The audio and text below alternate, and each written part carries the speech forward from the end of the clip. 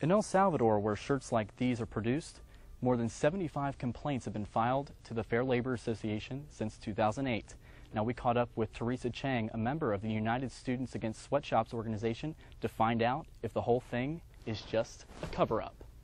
We showed up at a baseball card convention here in Nashville, Tennessee that was supposed to be going on from 8 a.m. until 3 p.m.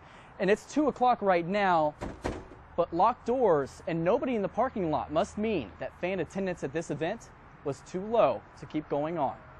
And with the win, WKU proved why it's called March Madness. They went on to win 59-58 over Mississippi Valley State, and they'll take on the overall #1 ranked team, the University of Kentucky Wildcats, in Louisville at the Yum Center. Saying the Reds struggled through interleague play would be an understatement of their last homestand, but the Reds seemed to offer a glimpse of hope going into their 7-game road trip, crushing the New York Yankees 10-2 last night. We caught up with WKU Assistant Athletics Director Todd Stewart to see why WKU and Russell would be the right fit.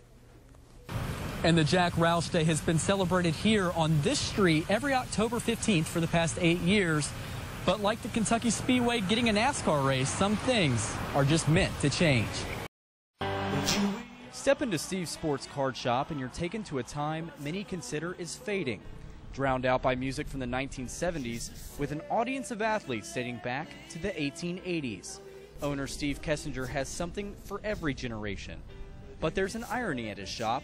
For a hobby historically dominated by children, there are few to be found. Kids today are so used to, computers and video games and things like that, where they get constant action, that, you hand them a baseball card and they look at it and go, well, what does it do?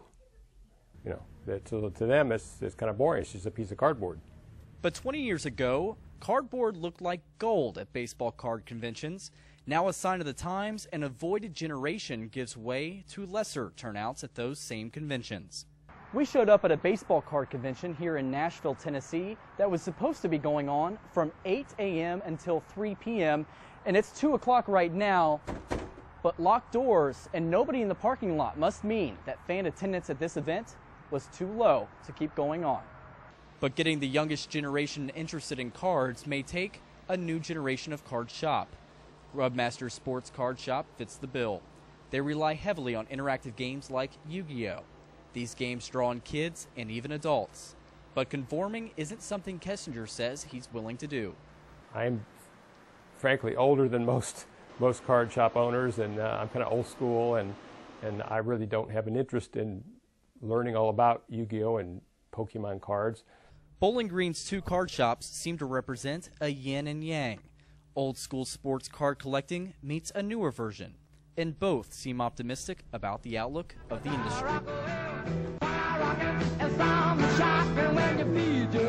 On the subject of guys with local ties who hit it big, Jack Roush will preside over 4 drivers and cars tomorrow night at Kentucky Speedway. His influence in motorsports is as global as his roots are humble. Here's Jake Ryle. Wait a minute. Yeah, he fell off. He's surrounded by winning drivers and fast cars.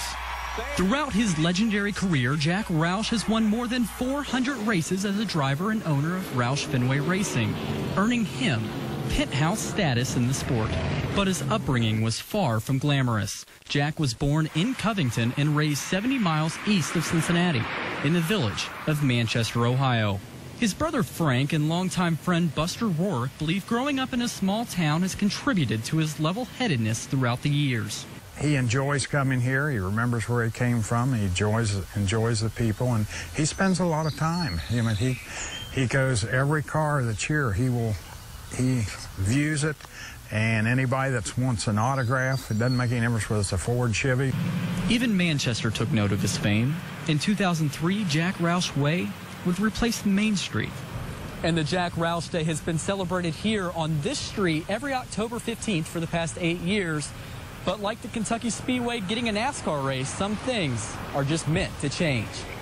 We do an auction. Jack sends in some autographed items from these drivers, and which his autograph gets on the item. He does an auction with us out on stage. The annual Jack Roush Day has now raised more than $50,000 for the village. That day is highlighted with a lunch, auction, and of course the car show. Even non-racing fans would enjoy his charismatic personality, relating Jack to an old left-hander you might recall. You know, he's like old Joe Nuxall. You know, Joe was, if you have a rain-out days, put the microphone in front of him. Most people would shut the TV and no, that's when I'd want to, because he'd just go on. Well, Jack's that way about automotives and about racing. He can just go on and on and on. And if you do attend this weekend's race, keep an eye on Jack. Keeping with his Cat in the Hat nickname, he'll be the one wearing a straw hat. Reporting from Manchester, Ohio, Jake Ryle, WCPO Sports. Now more than ever, college students crave for instant gratification. Internet services such as Skype and Facebook have made this possible. But according to Corey Martin, manager of WKU's Creative Web Services for Public Affairs, there's a new service that's creating quite the buzz. I think the response was great. I'm really happy with how many students we have using the service now. The WKU page, which is just foursquare.com/WKU, our particular page has 700 followers right now. Plus, we have about another 300-400 people that added Foursquare on their phones. Foursquare allows users to do three things: check into buildings, let friends know where you are, and receive special discounts. For instance, if you go into the WKU store and you check in, you actually unlock a coupon for a discount for something at the WKU store. But all of this comes at a price. Checking into a location on campus tells your friends where you are. More importantly, you tell the world where you're not. This gives any uninvited person access to invade your privacy. Bottom line, you're not home. People don't want people following them and stalking them. WKU senior Becca Schaefer knows there's a way around the privacy risk. Because I don't check in places where I live or anybody I know lives. Nobody knows where I live. As Corey Martin suggests, even with the privacy risk, WKU decided to keep residence halls on Foursquare. She also suggests using discretion with Foursquare because you just never know who may be watching you. Nike, Adidas, Apple, and locally headquartered Russell Brands. These are 4 of the more than 20 companies that represent the membership of the Fair Labor Association. It's been more than 2.5 years since the FLA put a Russell Brands manufacturing facility in Honduras on probation. Since then, Russell has revamped their labor agreements and allowed workers to organize in many of their facilities. Among some of the improvements, Russell has monetarily compensated more than 95% of the 2,000 Honduras labor workers who were fired. Working conditions have improved in the facilities with the FLA monitoring safety, health, and organizational issues. But Russell's Honduran manufacturing plant is only one of the facilities WKU receives apparel from. Countries like Mexico, Dominican Republic, El Salvador, Jordan, Lesotho, Thailand, Bangladesh, Cambodia, Pakistan, Turkmenistan, and China. In El Salvador, where shirts like these are produced, more than 75 complaints have been filed to the Fair Labor Association since 2008. Now, we caught up with Teresa Chang, a member of the United Students Against Sweatshops organization, to find out if the whole thing is just a cover-up. Chang gave an endorsement for a second compliance organization, the Workers' Rights Consortium, or the WRC, as an alternative to the Fair Labor Association.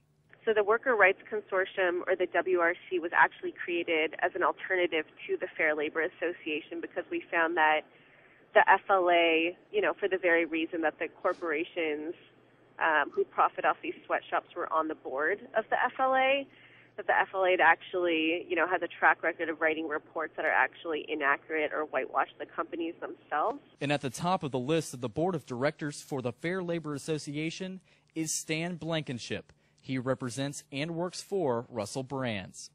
The WRC has conducted 5 thorough reports in Russell Brands manufacturing plants. However, according to Russell's website, they do not acknowledge the WRC as an official compliance organization. According to various FLA reports, only 75% of countries that produce WKU apparel have been monitored by the FLA in the past decade. Teresa Chang argues that due to the WRC being a third-party, unaffiliated organization, more detailed and accurate representations inside the manufacturing plants can be gathered. And many universities are taking note.